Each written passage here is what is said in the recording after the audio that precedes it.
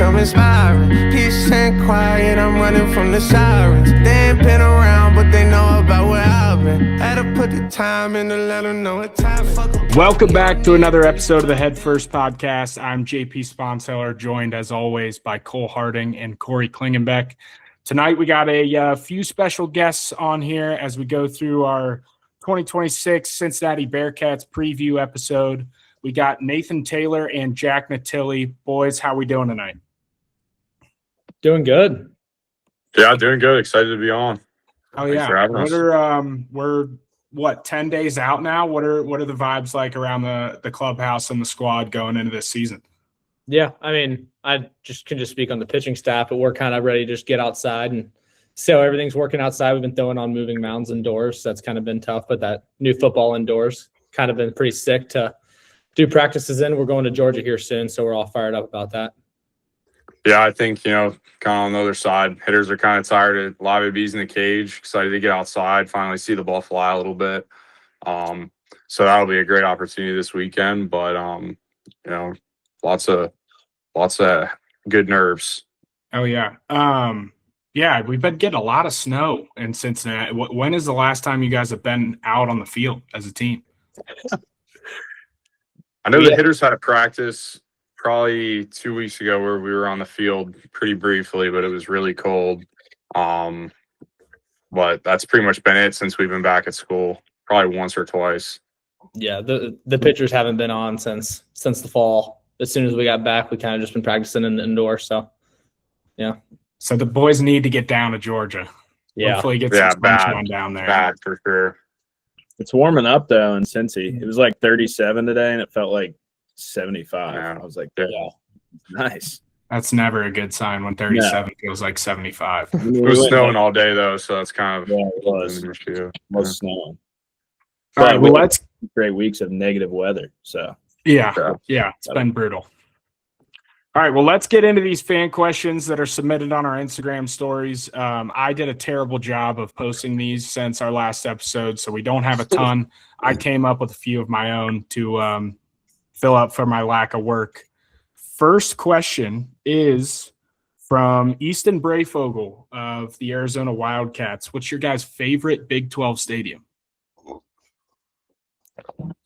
I'll probably go with Oklahoma State. That was kind of we get to go back there this year, but that was more of like a pro style field. I feel like we got there for BP, and normally there's no one there that early, and there were grills going around every row, like smoke everywhere from like everybody grilling out before the game. So that was kind of a cool experience, and it was also a pretty crazy fan base to play in front of. So I kind of like that type of stuff, and all the grilling before the game was really cool. I'm going to go with TCU. Obviously, phenomenal playing surface, great area as well, but the ball absolutely flies there. So as a hitter, Jack loves it. Yeah, I was between that and Kansas because Kansas is a little not as nice, but the ball just takes off. Yeah. What was your Cole, Corey, since I think you guys both played in it. I don't know. Those are easily the top two, but I think I got to go with probably TCU, like Jack said. It's unmatched. Oklahoma State, it was cool because how big, like, it had a minor league feel to it, but I think TCU, it was more close. The playing surfaces are probably equal. I would say their big league playing surfaces are unbelievable, but I think I got to go TCU. Just with the fans are a little closer, they're on top of you, and it was packed every night. I think it holds definitely a little less people, but it just felt like it was more condensed. It was it was kind of sick. I think TCU, yeah, by a hair. Yeah. Obviously, I think I've said it on here multiple times before, but I loved Oklahoma State's field. But I'll give a shout out to BYU. Just with the mountains in the background is pretty dope. Yeah. And also, did you guys? I don't know if this is true or not, or if you guys have seen anything about it, but I'm pretty sure Utah just built like a whole new. Yeah, they did. Yeah. Just built a I've brand seen new it, stadium. you guys go there it's this like- year, right? Yeah. Is that like ready to go? Do you know if you guys are playing like at that facility? Pretty sure. I think so. Yeah, I'm pretty sure it's ready to go for this season. Yeah, it looked pretty nice. I thought I saw it on like Instagram or something the other day. I was like, dang, that'll be cool. That might creep in the top 5. Shit. Good. Brand new. Brand new, yeah.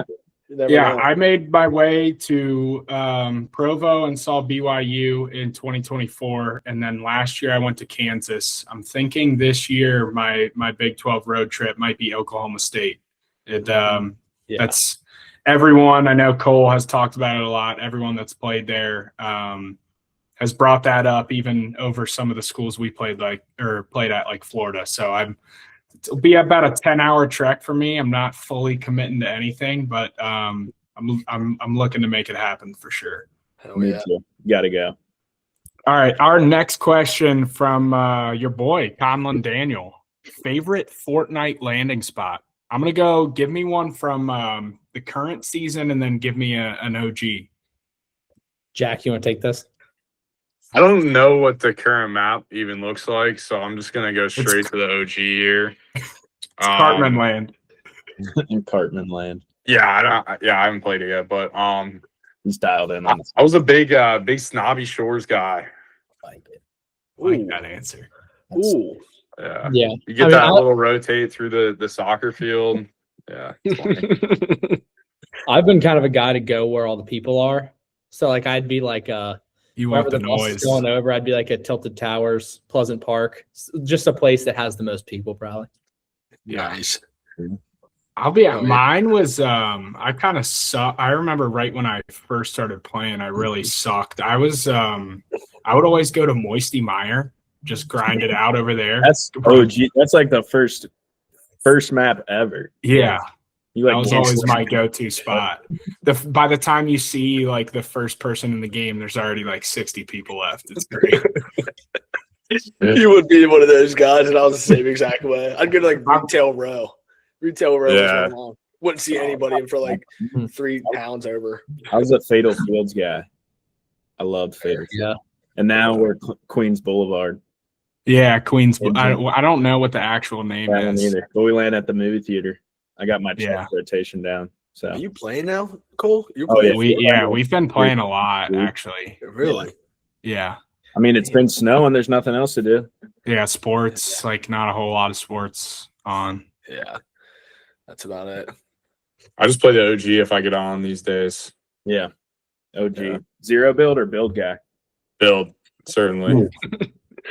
Thumbs are going to work. Yeah. This guy's elite. Yeah. All right. Next question from Ryan Nicholson. What's the coolest crowd pop you've ever heard at a baseball game, college or pro?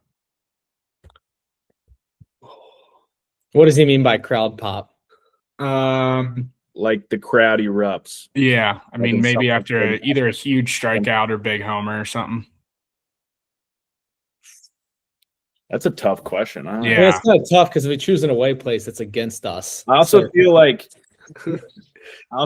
if you're like if it's a big moment like you're playing in, you don't really realize the crowd pop it. yeah. I think he's more asking like any scenario, like you could have watched it on TV or something. But this is kind of a tough one to think of on the spot. Yeah. I don't- Yeah. I mean, I don't know. I feel like I'm gonna go back to Oklahoma State. Like when we played them, like yeah. I feel like everything they did, like if it was like a base hit, like homer, like that place erupted. Like there was, I forget when it was, but like their mascot was shooting shotguns in the outfield. Like it was nuts. So I think that was like probably the craziest fan base. I think they had the most like times where they just like went nuts. Pretty sure they walked us off Friday night, like walk off grand slam. Yeah. too. Off the batter's eye. Yeah. It was one of those like get your cleats off, get your stuff and Yeah. shit. Get out of there fast. Yeah. I don't know. What do you got, Jack? Anything? I just I remember last year at the regional, I don't even know what the score was. I think it might have been Fisher just smashed a ball in the gap. And that's The kind double, of yeah. we just kind of felt like I think that was kind of where the wheels started to fall off a little bit. And that place was going nuts. Yeah. Yeah, it got really. And it's loud. like you're at the dish like saying 4-4, and it's like might as well Yeah, just it's throw like it I in. might as well just shut up. Yeah. Just throw the ball in somewhere, and we'll get it together after this all calms down. Yeah. Yeah. All I right, well, think- let's move on. I got a couple more prepared for you guys. What about your favorite restaurant in Cincinnati? I don't even have to think about that. I'm going to go Adriatico's. That's kind of, if I'm ever going with anybody, I get a thick crust pepperoni bacon, and that's like if I ever like the day after I throw or something when I can eat a little unhealthy, that's kind of my go-to every time. Get the calories eat back on. fish. That'll Yeah. sit you down. Yeah. Oh, dude. That'll Yeah. make you get I went with- horizontal. I went with a few of my friends and we tried to put down a Bearcat plus a large, just us four, and we were close. We were close. Close. Damn, that's Okay. actually really impressive. Yeah. That is. I think the Finishing a nicest Bearcat spot. is impressive. We got the Bearcat, and I'm pretty sure we were like 10 pieces shy of the large, I think. Yeah. That's good Damn. stuff. Yeah. What do you got, Jack? Thinking about I think- something over there. My personal favorite so far here has been Pepin Dolores Oh, Pepin Dolores God. or however you say that. That's Yeah. definitely the best place I've been to. Went there with the fam last fall, but it was solid. Oh, it's unmatched. Oh, I yeah. just ended up going there, I don't know, December. Oh my God. That was Wow, when we buddy, hung out. It was Hey, right. It was Talk like- about another level right there. Pepin Dolores is something else. Actually, never even heard of that. You got I don't elite think I don't know if I've been there. Where is it? I haven't been. OTR. It's Yeah, I right by. haven't It's been. right across the street from the Eagle. Right across the street, down the Yeah. street. Yeah. It's right there. That street's filled with places, slept on places. I only venture over there if I'm going to Ibiza. You're going to bounce off the walls of Pitifuls. Yeah, that too. All right. My next question, Nate kind of answered, but I was more interested in Jack's answer, just being from the Northeast. Favorite pizza on campus? See, I can't say Adriatico's because it's just I'm a it's so Mio's hit or guy. miss for me, man. I'm Mia's guy Um, all day. I Yeah. don't know. Like I'm not ordering pizza. I like toppers. We don't even have that where Yes, I'm Toppers. from. Topper. I love. I was going to Toppers. give a shout out to Toppers after Jack's answer. I mean, it's Toppers. I But, used to harm topper sticks Yeah. at like 1 a.m. There were Coming a back from where? couple mornings I woke up and it was just on my porch. DoorDash. The DoorDash order you fall gets there, you asleep. just fall asleep. Yeah. Yeah. I think that's probably my pick for Let's local. go. Yeah. You got to get All right. Mio's to try. Have you had Mio's? I think maybe once or twice. I don't have much to comment on it, to be honest. I don't really Take you remember back. it We'll take you back. You don't very remember? well. Yeah. Mio's is Not in that way, Corey. But I just no. I think I only had it once or twice, just kind of passing by. Nice. Probably give it another shot. All right. Our next question. Team's going on a road trip. What's your gas station essentials?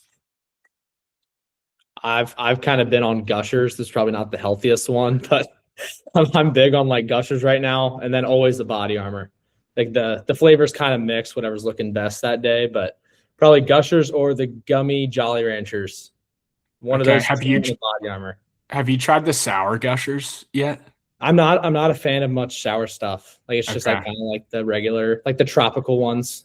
Yeah. Yeah. That's good stuff. What do Big you got, bag. Jack? The big Yeah, guy. I mean, it kind of depends on the day, like time of the day. If I get an energy drink or not. So that's like trying to cut it back to like noon, but probably like 2 or 3 p.m. is the cutoff. And I don't know what I normally pair with that. I normally get a little sped up in the gas station. But maybe some seeds, probably cracked pepper. Okay. Sounds good. Yeah. Yeah. Good flavor. All right.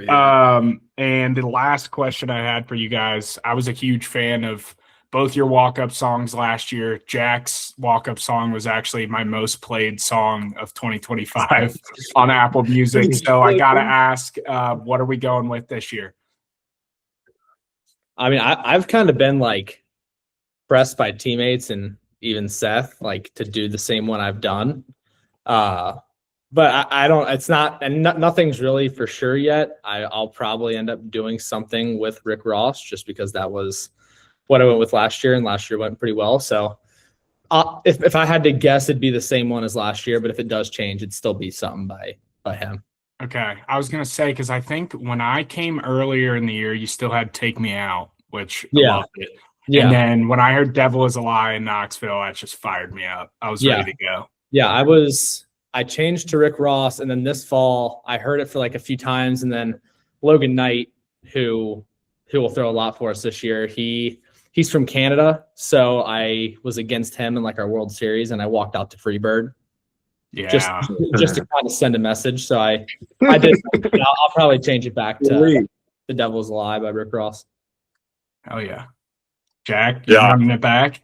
I'm running it back. I'm going to also add Meet Me Halfway by the Black Eyed Peas. And, Ooh. It's kind of subject to change, like, week by week, but we'll keep the classics in there and as long as we still hear Down Under like twice a game. It's you'll hear it probably twice a game. Yeah. Okay. Awesome.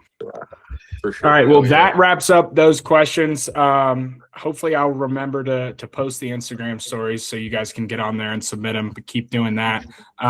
Without further ado, let's talk some ball. What do you say? Let's do it. For sure. Yeah. All right. Before we talk some Bearcats baseball, I wanted to start with Jack. Obviously had a great summer in the Cape Cod League. Ended up winning. You were on the Cape Cod All-Star team. Just talk a little bit about that experience in general. I know there's a lot of history behind it. A lot of people follow it and are fans of it. So just talk about your experience up there this past summer. Yeah, I mean, going in, didn't really know what to expect. You hear all the praise for the league and kind of how it works down there. And, I showed up and started super slow. And it was like, we're facing guys throwing 100 on high school fields with high school umpires. And it's like, it feels like, honestly, sometimes you can't catch a break up there. But I mean, I don't know when, but at some point I just kind of was able to relax and really just be like, whatever, like it's just another game. We're out here. It's beautiful weather, of course, and great beaches and stuff, and just, great atmosphere. We had tons of fans at our Katuitt games. And I was just able to, kind of take it easy at that point and just go out there and play, and had some success and played a ton of games. I think I caught maybe 35 or 40 games and DH'd a little bit and really got some good exposure. But also just kind of learned a lot about like how to deal with some of that failure and facing kind of high caliber pitching and handling some of the best arms in the country. Yeah, I was going to ask, do you feel like kind of going through that and adjusting your mindset a little bit to just play more free and loosen up a bit? Do you feel like that kind of helped you grow as a player and hopefully carry that into the rest of your career? Yeah, I think for sure, like kind of if I go into it a little bit more, it's kind of just like kind of having the mentality of clocking in, like game starts at 6, like clock in, like, do your best and whatever happens, like you got tomorrow to work with it. And it's just kind of a resilience factor that I can carry with me from, to this spring and moving forward. A great learning opportunity, of course, and an amazing time, amazing experience. Are you guys still riding school buses up there? Oh yeah. Like 2 to a seat, like catcher's bag in the middle row, like brutal stuff. 100 degrees out. They weren't like long drives, so that's the only bonus. Yeah. The one that's terrible is Wareham. Yeah, and their field is during rush hour. It actually was like an hour and 20 minutes in the school bus. You have to go over the bridge off the island. Yeah, brutal. How was playing in Fenway? Oh, it was sweet. I mean, getting to hit BP on Fenway was like, it didn't even feel real. Did you get over the Green Monster? Yeah, I did. I hit like 3 over. It was sick. It's really like, it's not as far as like you think it is. It's just really a small field. Yeah, it's really small. But it was unbelievable. That's sick. We'll stay on Jack as we keep talking to you, but you had all those eyes on you in the spring, fall in the summer, and then the fall rolls around. You got guys there in the fall watch Nate, watch you, watch the other guys to see how you guys compete, because the Cincinnati baseball team's out there now with Bischel doing what he does. But with all this high praise and all this preseason hype with you, what's driven your mindset to stay locked in? And I know I've talked to Coach Trader a lot, but what's driven your mindset in the direction of let me stay locked in and not get all twisted up in that stuff? Yeah, I mean, I think, I'll be the first one to admit it. It's super easy to get caught up in that stuff. Like, especially, I mean, depending on where you came from, like I had a tough freshman year, didn't really get much of the noise, and then, kind of being thrusted into it last year. It's just kind of taking it for what it is, knowing it's there and being able to focus on task at hand, not getting too caught up in it. Understanding you're never going to be perfect. You're never going to be the perfect prospect they're looking for or what have you. But, just kind of focusing on the small things that you can control. Hell yeah. Yeah, kind of going off of that, because I was going to ask a similar question to both of you guys just about how you stay locked in and kind of drown out the noise of the draft. Do you feel like I know how strong of a team culture you guys have built there, as well as a focused style of play as a team? Do you guys feel like that at all makes it easier to kind of stay focused on the task at hand and kind of drown out that noise?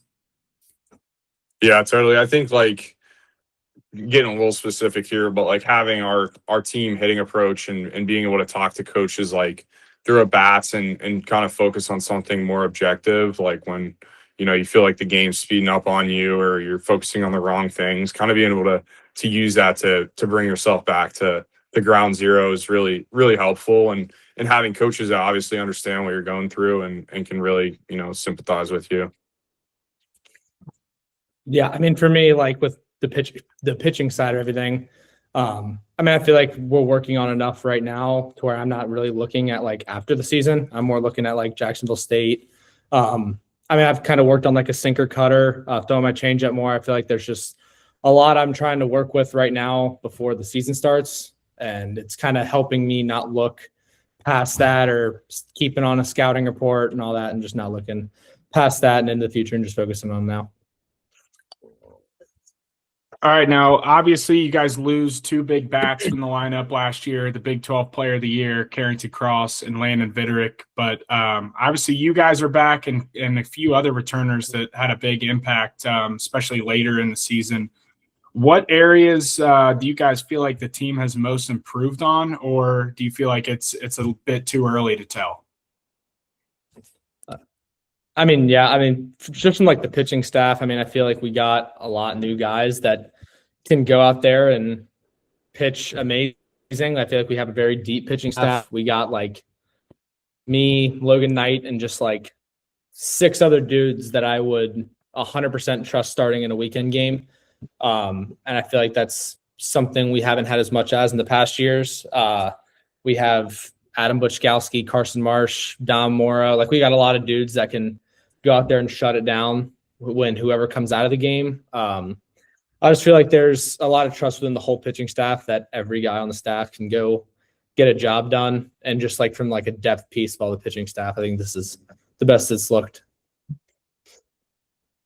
Yeah, from an offensive perspective, I think if you look at the lineup, it's going to be maybe a little bit different than last year in terms of like the strengths and weaknesses. I think we've picked up some more power heavy bats that are going to be in the lineup.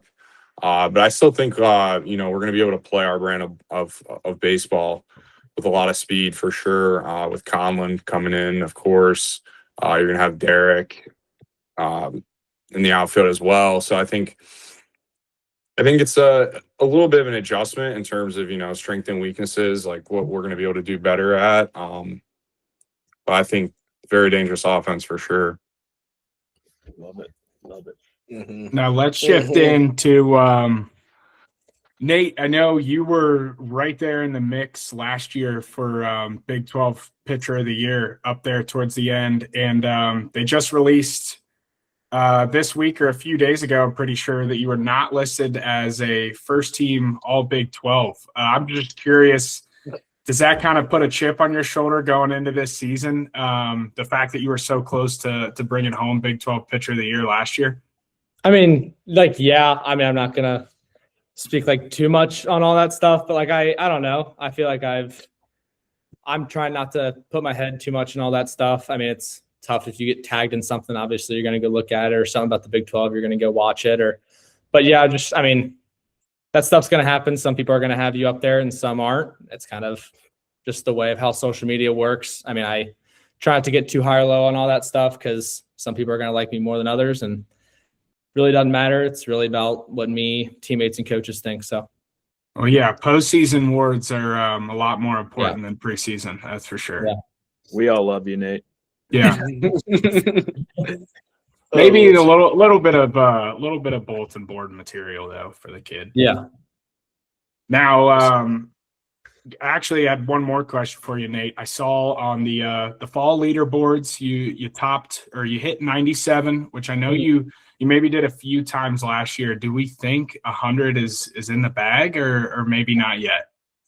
I mean, maybe. I mean, that would be a pretty significant jump. I mean, I would say probably in the future, but I mean, 1 year, it's kind of a big jump. I mean, right now throwing indoor in the football facility on a mound with wheels, it's kind of tough to throw very hard right now. So I'm kind of curious to see how it looks when we go to Georgia outdoors and Alabama and all that stuff. But yeah, I mean, that's the goal. I mean, that's what we're kind of working at right now, velo wise. So, but yeah. Are you guys there all weekend this weekend? Is it like a full weekend trip or? I think we leave Thursday, play Friday, and then play Saturday and come home that night. Gotcha. Okay. Nice. Now, Jack, I know you've been getting a lot of preseason love from D1 baseball, Big 12, really everybody. What can you say about trying to keep that Big 12 Player of the Year in Clifton and in Cincinnati? I mean, it's tough shoes to fill for sure. I mean, I think the thing is, like, there's so many good players in this conference. There's so much that can happen. I mean, ultimately, I'm just going to go out there and, give all I got. And we'll kind of see when it wraps up. But I mean, that would be pretty sweet. Yeah, back-to-back action. Yes, awesome. Clay and Corey, Corey, Cole, I got one more question if you guys got anything else before we wrap this up. What you got, Cole? Well, I wanted to ask you, I know some people said they were swinging the combat. Is that still the bat of choice going into the season? Yeah, I would say so. Kind of digging into this a little bit. Last year we had like two. We had it was green, like none of them. So it was Vitterick started swinging it. And he started mashing. And I was like halfway through the season or 3/4 of the way through the season. I was getting cold. I was like, I got to change something up. So I pick up this bat. And it just, that was the first game I used it was against Kansas when I hit the go-ahead homer. Mm-hmm. And I mean, after that, I think I was like 12 for 14 with it. Yeah, then the TCU weekend, you went crazy. It was just, I was like, dude, you're going to have to pry this bat out of my hands. Even to the point where I was trying to like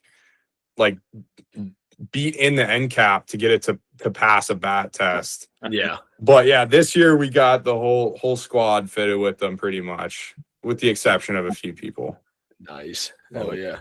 I know, Nate, this is for you. I know me, Cole, and JP, I guess, and including you, are all area guys, all Cincinnati repping guys that came home to play at UC or stayed home to play at UC. What would you say to the surrounding kids in the area of Cincinnati, and what would your advice be that are overlooking this school and that wasn't thinking much about it a couple of years ago?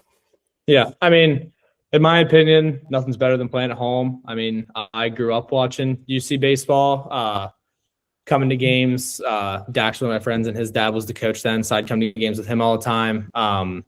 But yeah, I mean, playing for like your hometown kind of means a lot to me, and I know it means a lot to everybody in my room, Charlie Niehaus and Conlon Daniel. I know it means a lot to us. Playing in front of your family and just playing for like your city, to me, just means more than how it would feel anywhere else. That's just kind of my opinion on everything. But yeah, I mean, it means the world to me to play for Cincinnati, and yeah, fires me up.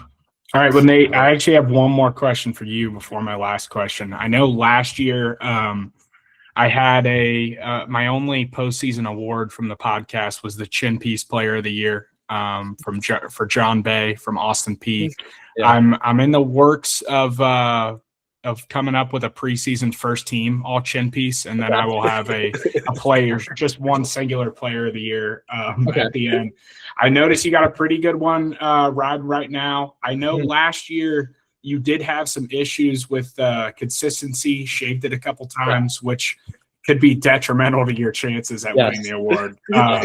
What are your plans for that in the 2026 season? Yeah. So I've kind of played around with it. Last year was the first time having it, and it was kind of one of those things where I went on a 2 outing slump where it didn't really go well, and I shaved everything, fresh start, and kind of picked up from there. So I think that worked, but I think I'm going to keep it all year. I think this is going to be for sure keeping it. I've tried to work on shaping it up more. Seth Logue has kind of been all over me about keeping it tightened up around the corners and everything. So it's important. I don't really know what I'm going to do with like lengthwise. I've kind of just guarded it and just tried to trim it up, but I'm trying to find a good length to keep it at.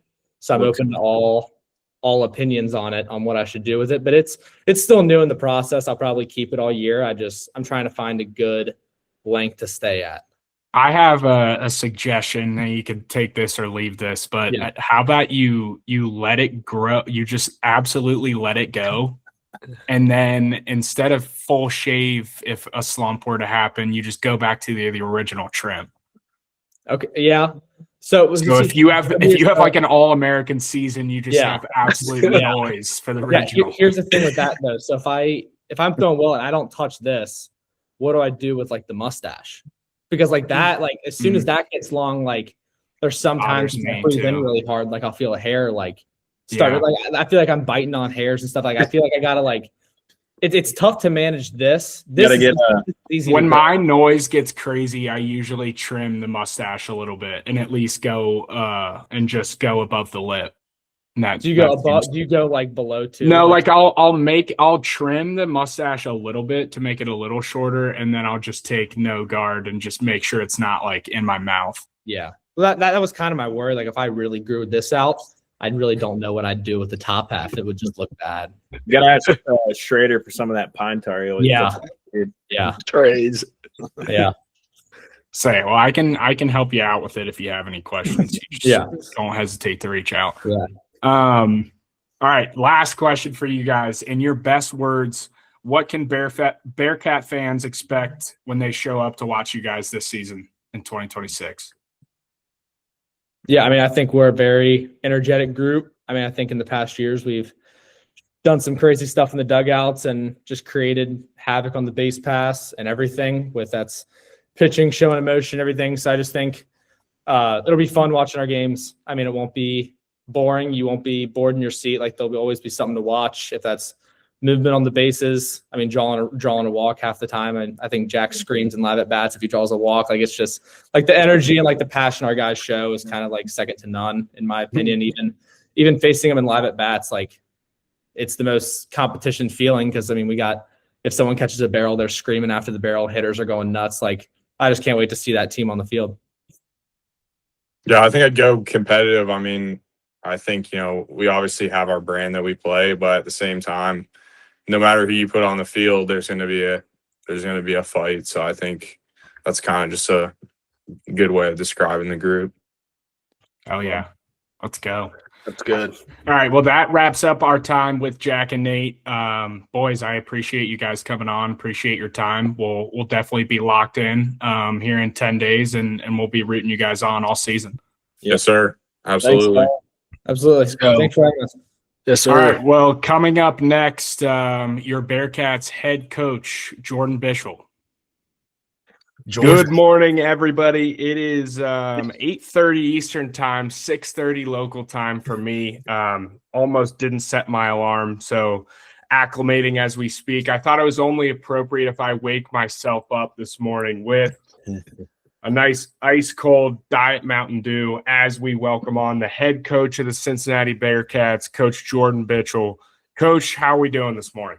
I'm doing well. My first Diet Mountain Dew is long gone already, so you won't see it yet. But yeah, it's going well. We're actually down in Georgia right now, getting on a field because Cincinnati wasn't going to allow it this year.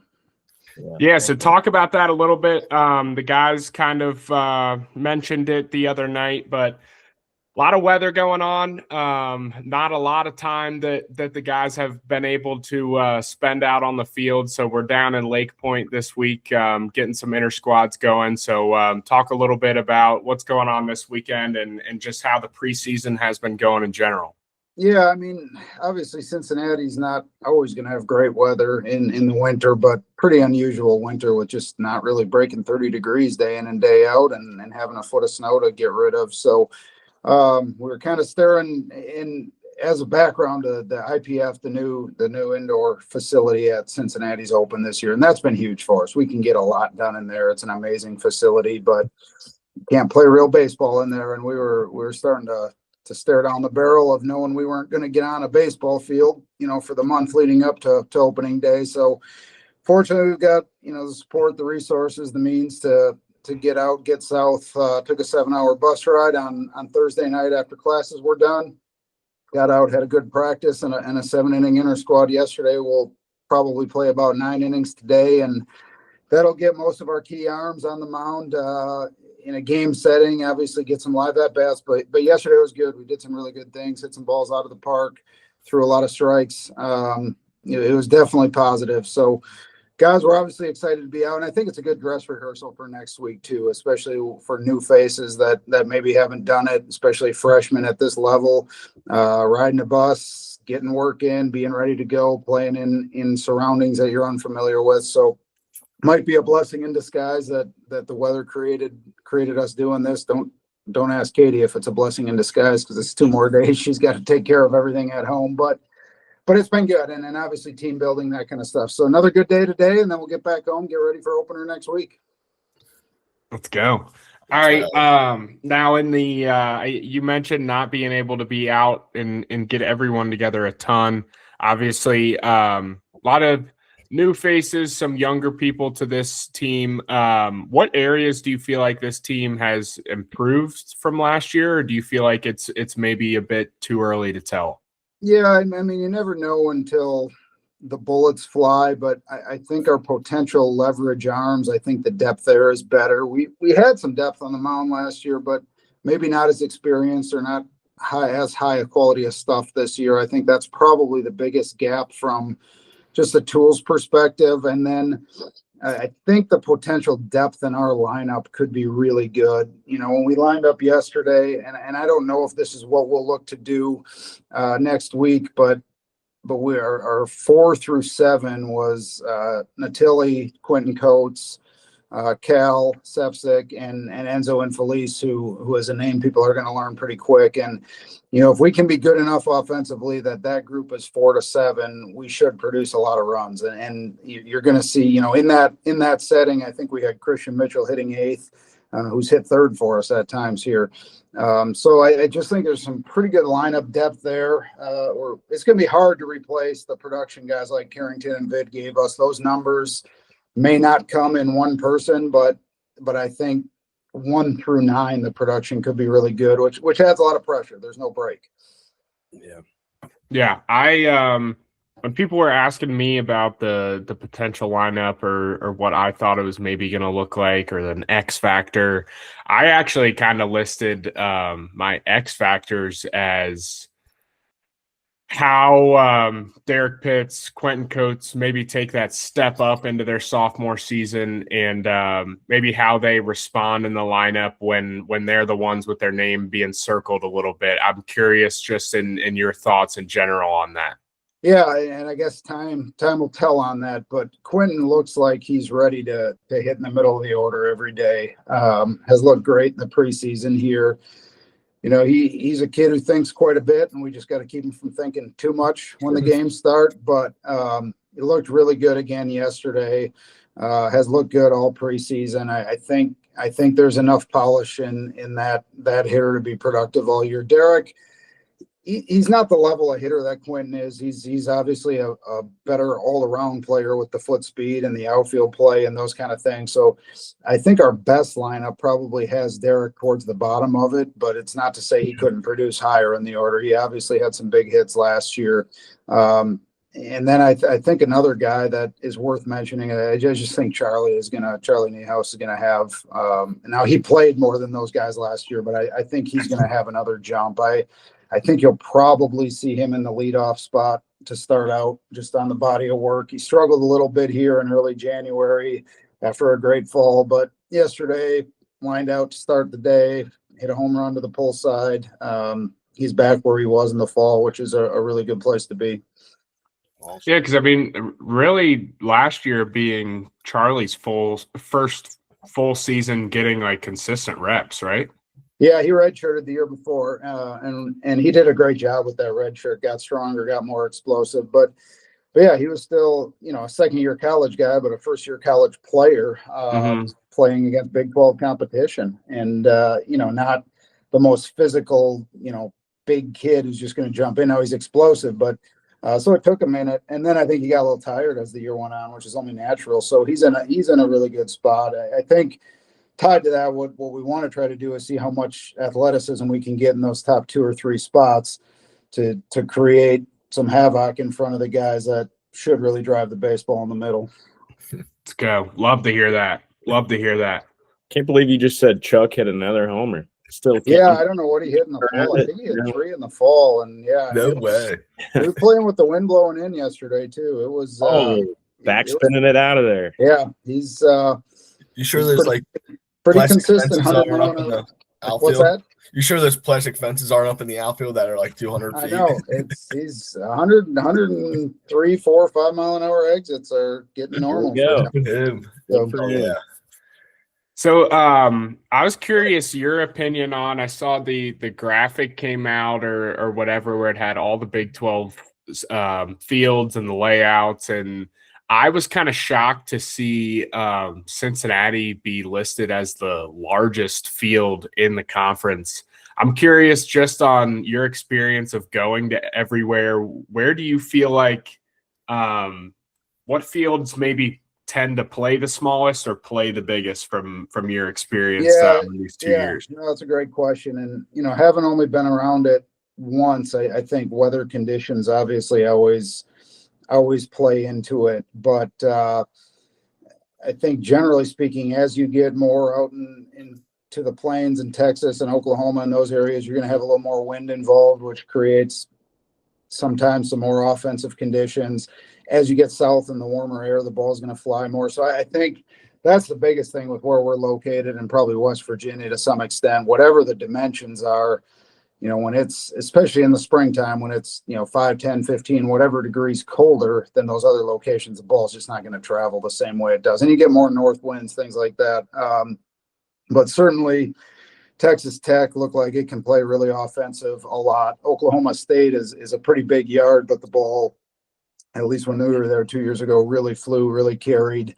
You're going to get that warm air down at UCF. So I would guess that our park in West Virginia's play the most pitching friendly a good chunk of the year, less because of the dimensions and more just because of the weather.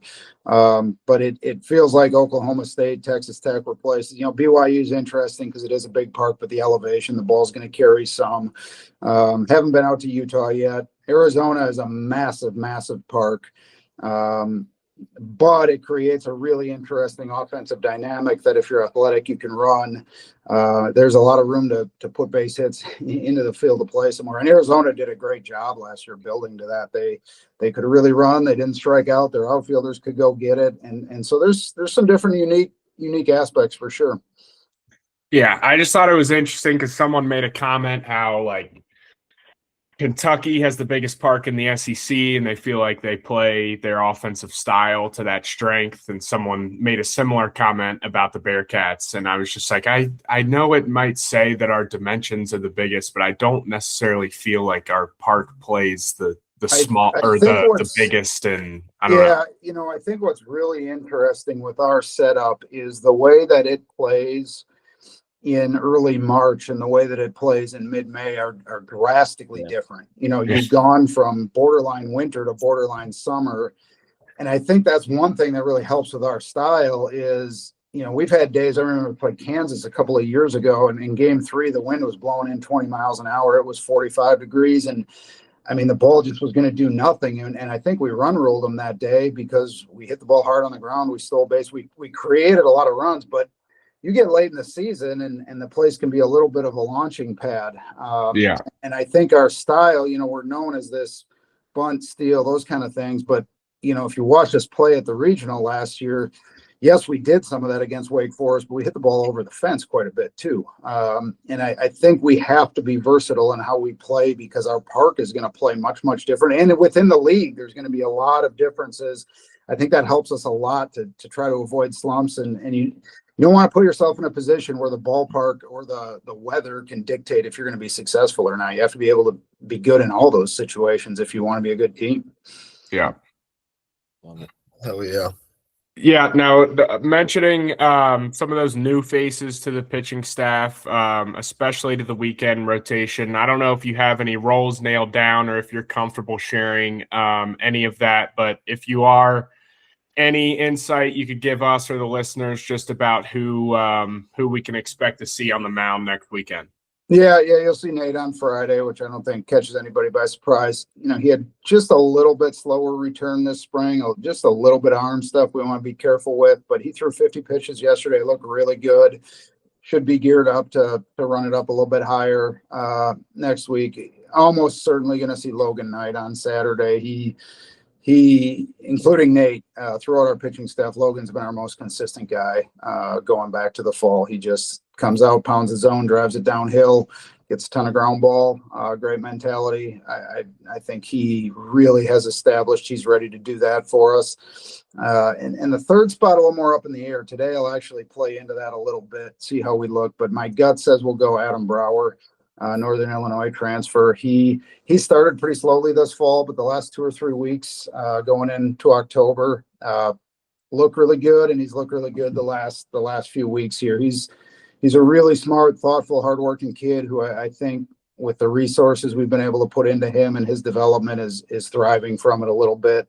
So I think it'll be those 3 guys. I think Connor Blue, Chad Brown, 2 freshmen who are going to be awfully good. Can push for that one of those 3 spots if any of those guys struggle or if we have an injury. I think Dylan Schuler's done a great job of it in the past. UIC playing in the Missouri Valley did a good job there. Eager did it some at Monroe last year. So we've got some options there, but I think it's Brower going into today, and we'll see what this week brings. Yeah, it was interesting. Nate kind of said this is, at least since he's been here, this is the time he feels most comfortable choosing from like 4, 5, 6 people that could comfortably start a baseball game on this team, which is a good feeling. Yeah, it is. And I don't think that's our strength. I think there are some guys that can give us length, but I think the bullpen is really where the strength of the pitching staff lies. I think you're going to see a jump out of Adam Buchkowski. I think he's going to be a difference maker. I think Carson Marsh is in physically and mentally the best spot he's been in his 3 years here. I think he's going to be really good. Dom Morrow, transfer from Northwood. We've seen those D2 guys make good jumps, and he was a leverage guy in the College World Series last year, so he's a good one. Eager probably coming out of the pen, soft lefty that can mess with you. Garula's coming back from an injury and has looked really good.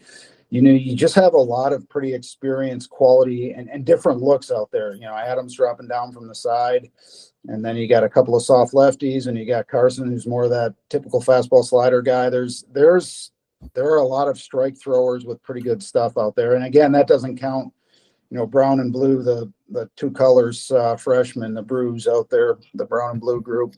But they're highly talented freshmen, low, maybe mid-90s guys with good breaking balls that throw strikes. So there's a much better stable of arms we can look to out there. It's good stuff. Hell yeah. So everybody knows it. We've all seen the schedule. What drives you a little bit differently this year without playing the TCU, Arizona State, and you got to win these non-conference games, so said, but this conference schedule, I mean, it's Big 12 baseball. Everybody's going to have a hard schedule. So what brings you guys a little different edge this year? Yeah, I those think teams. anybody that looks at the schedule and says, God, they missed those teams. Obviously, those were three pretty good ball clubs, but there's going to be somebody in the league that's not predicted to be great. That's going to be a regional team.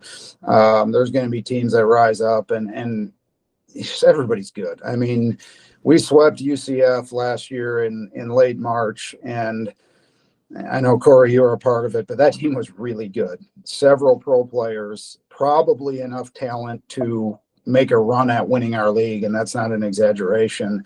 And they end up in the bottom, 2 or 3 teams. And that's the depth of the league. Everybody's got good players. So it's not going to make it easy. And the non-conference schedule probably isn't, it doesn't have Duke on it like it did last year, so it might not get as much recognition. But this is a Jacksonville State team next week that I think returned 6 starters, won 37 ball games in a good league, knocked Dallas Baptist out of the conference tournament. Like, they're real. They're good.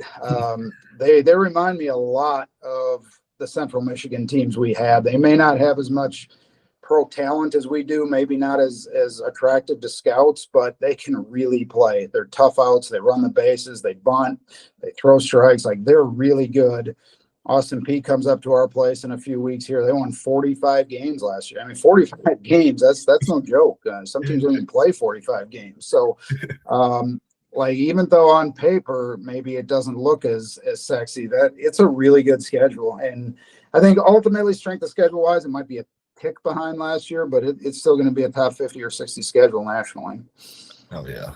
Yeah, I feel like the missing of TCU, Arizona State really jumped out to me, like, right when I saw it. And when you look back at the 2025 standings and how it finished the year, but the more you kind of look into these teams in the Big 12 in 2026, I don't know. I think there's still 5, 6, 7 teams that I feel have a chance of being really, really good and really competitive this year outside of those 3. So I'm I'm interested to see how it all plays out. And I feel like it's less of a great draw every day that I look deeper into.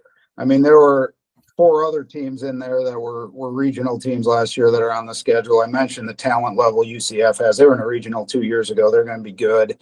If you think Texas Tech is going to sit dormant forever with what they've done, they could be a top 25 team by the end of the year.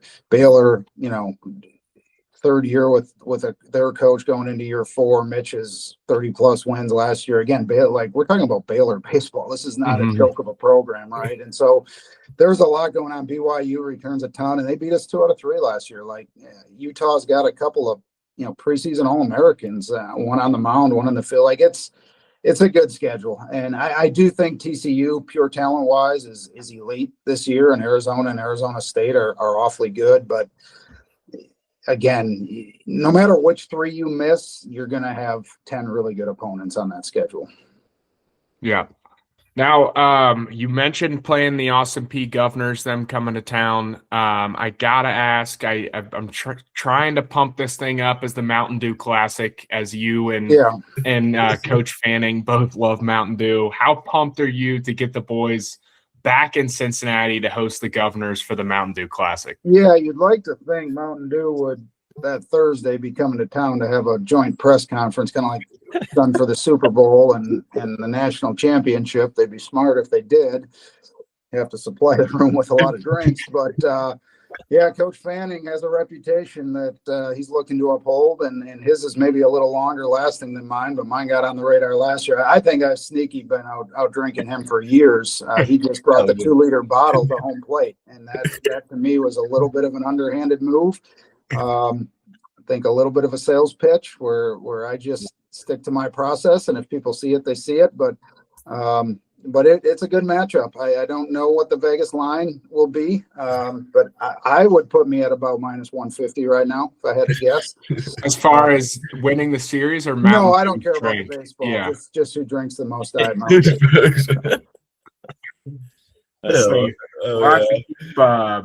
that'll be maybe a good job for a manager or someone to have a kind of like a running tally on you Yeah, guys. you need a spotter in the stands. Yeah. Again, I just question. I think a little bit of that 2 liter goes down, the drain when he's in the bathroom. I don't know. I think there's some performance enhancement going on there. Yeah, definitely could be. That's for sure. Okay, Coach. Well, I only got about 2 more questions for you before we wrap things up, unless these guys got anything else.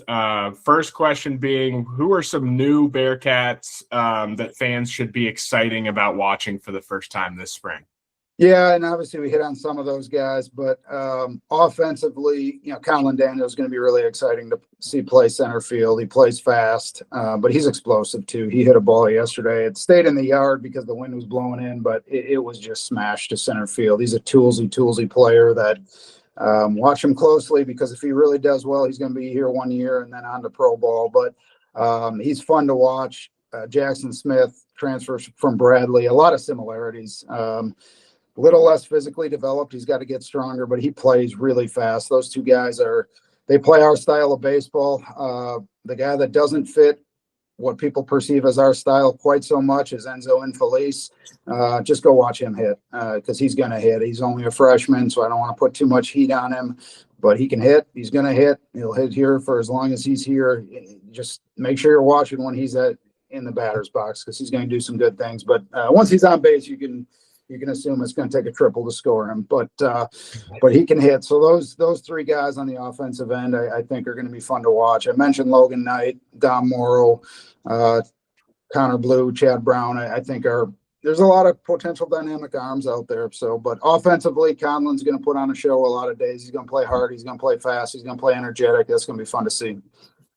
Yeah, I'm definitely excited to watch Enzo. And how do you pronounce his last name again? Infelice. I'll have that down in the next couple of days for sure. But obviously, I didn't get to see any of the inner squads or anything, and he's just a guy that, as you follow on social media, was right around the top of those exit velocities, and talking about how high the exit velocity was, how consistent he was. He was near the top of about every leaderboard. So if hitting 430 with 6 home runs your first college fall is good, then he's doing a good job. I wish I could do that, man. I would have paid to do that. All right, now in your best words, what can Bearcat fans expect to see when they show up to the park to watch you guys this spring? Corey, Cole, what am I going to say here? Energy, enthusiasm, excitement. There you go. It's going to be Answer the fast. It's question going to for be me. 3 E's. yes, sir. It's going to be jumping. And our goal, going back 2 years when we got here, and Cole and Corey were a big part of this. We talked about it daily. We wanted to establish an identity, what style of baseball we were going to play, what it was going to look like on a daily basis. No matter what day you showed up, midweek, top 25 team, home, road, cold, warm, winning, losing, it should look the same every single time. And I think we've done that. I was pretty proud that at our first pitch event a couple of weeks ago, John Cunningham spoke, and he mentioned, this team has an incredible identity. And I didn't tell him we had sold that all year, but now I don't talk about us having to establish our identity because it's there. And that's what I like. If you show up to the park, you know what you're going to get. We're going to play hard. We're going to play fast. We're going to play with energy. We're going to try to pressure you in a lot of ways. It's not always going to look perfect, but you show up to the park, you're going to see those things day in and day out. I want to give a shout out to that Ruckus student section, because when we bunted, when we stole, they would get up, they would get excited. So that was fun to see them get a little, into the game a little bit. So that was cool to see last year. Yeah, you want, Corey, get up there, teach them these chants, make sure they know what we're doing here. We'll get them on some a little. I told Mike Conning, now that he's not in the dugout, he can jump on that too. Then we'll lose our voice still at these games. Yeah, I've been trying out there. Yeah, I've been trying to let people know. I mean, our quarterback's being stolen, or people are getting pissed at our basketball. I'm trying to tell them to hop on the train for year 3 if they have not already. But yeah, I know I'm pumped to be out there. These guys might have a chance of being in the stadium a little bit more than I do this spring, but definitely pumped to get our butts in the seats and watch some Bearcats baseball this spring. Yeah, I appreciate you guys having me on. I appreciate everything you're doing for college baseball as a whole. It's people are starting to see what a good product college baseball is, and it's because of groups like you guys. So keep doing it, keep pumping it out there. Obviously, we want you to pump out Bearcats, but everything college baseball is positive for our sport. Yeah, we appreciate that very much. We appreciate your time. Go out and have fun this weekend, getting outside, get the boys ready to go for opening day. And yeah, we appreciate you coming on and spending some time with us. You bet, JP. Finish that Diet Mountain Dew. Get yourself a little bit more rest. Cole, Corey, get to the gym, get a workout in. Have a good weekend, guys. Appreciate Absolutely. it, Have a great Saturday. See you guys. See ya. All right. Well, that closes out this episode with head coach Jordan Bischel. Before we take a rest here, we wanted a moment to bring up a possible one of our newer partnerships, sponsorships that we're working on. And it's always a great time or a great feeling when you don't have to lie in these ads or promotions. Mio's Pizza, probably my favorite pizza place on campus, probably my favorite restaurant overall vibe on campus to go and hang out, have a couple of beers, watch a game. Beer, fun. There. Just it's not pizza, beer, wings. It's pizza, beer, fun. There. Great time. Great time. So if you guys are interested, all of you Bearcat fans, every single game, home or away, Mio's Pizza will be broadcasting the Bearcats game from ESPN Plus. So they will have Bearcats baseball on all spring, home or away game. And I believe starting maybe an hour or two before first pitch through the game, they will have these deals running of $2 for a Coors Light can, which can't beat it. I'll be there. I'd be there at a decent amount. And then if you're a whiskey guy, $4 Traveler whiskey lemonades. So if you want to get a little whiskey in your system, a little whiskey sour, you could do that as well. And yeah, that would be the drink deals for the days of Bearcat baseball games. They'll be broadcasting them on ESPN Plus. Go in there and check out Mio's Pizza. Get a little pregame drink. It's walking distance from the park. So hey, don't look too far. 6 days away, baby. Yeah, it's recording this one. 6 days away. Yeah, get over to Mio's Pizza. Yeah, make sure. Tell them we sent you. It'll make us look good. Tell them we sent you. Head First Podcast sent you in there. They'll hook you guys up. Somehow you're a student and you haven't been to Mio's yet, find your way there. Yeah, place is awesome. Ask somebody how to get there. I don't know if you haven't been to that side of campus or what, but find a way to get there. It's amazing. Absolutely. All right, boys, do you have any closing remarks on the Bearcats or anything before we wrap this thing up? No, I mean, I'm just getting the baseball itch now, man. It's right there. Like Corey just said, as we're filming this, about 6 days away. I can't wait. I mean, we got one more work week and then booyah, baseball. Let's go. I did my entire workout yesterday to a BP playlist. And yeah, the only thing that kept me going was just thinking about myself like shagging balls in left field. So it is absolutely that time of the year, and I'm ready to go. I'm juiced up.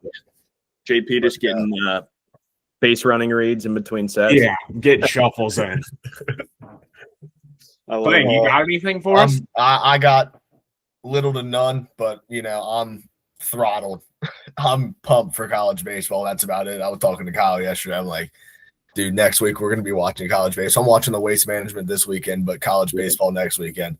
Yeah. And like Coach B said, like, we're putting them on the map. I think people are starting to understand what college baseball is about, and people like us are getting it out there. So we appreciate everybody that tunes in, listens on Apple Podcasts, YouTube, Spotify. Shout out to you guys for making this thing work. So yeah, go ahead and hit that subscribe button so you know when we have a new episode or when we're going live here shortly. I will take a short time to mention our College Baseball Saturday, first ever live show that we will be producing this next Saturday. We'll have a few segments. Majority of it will be getting into the main 5 or 6 games of the day, giving our opinions, giving a few predictions here, and more of a college game day style show, as you will. So we're pumped about that. We've been working on a lot of ideas all off season. So we're pumped to get in the booth next Saturday and get rolling, baby. We're gonna be at the desk, the booth. Oh, calling, making our game pick. So let's go. All right. All right, hit that like and subscribe button. We appreciate all of you guys very much. We are signing off until next week. Baby, Thank why you. stop now? PCX driving, I needed some inspiring.